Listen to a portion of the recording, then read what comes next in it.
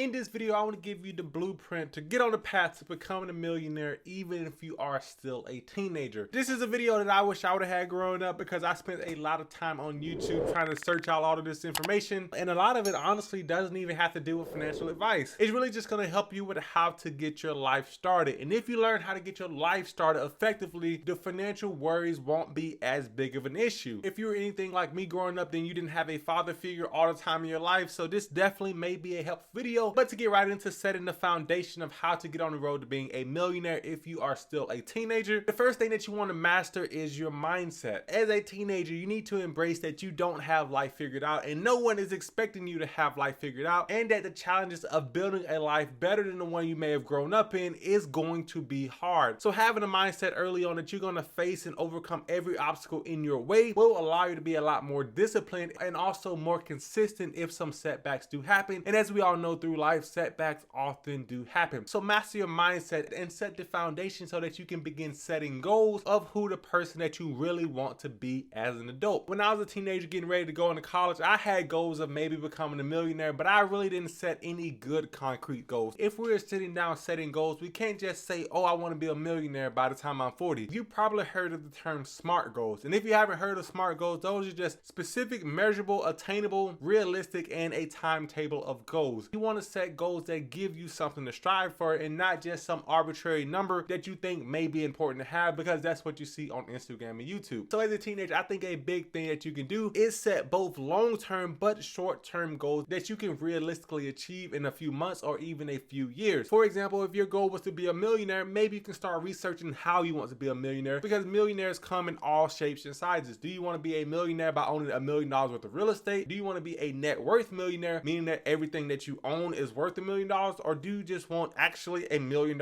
in cash? And as you look through these options and as you think about who you really want to become as an adult, you will start to define what skills that you need in order to get on that path to achieving your goal of being a millionaire. And as you learn more about this, you're going to realize that most millionaires are not millionaires because they have $1 million in cash. Most millionaires have net worths that are in surplus of $1 million.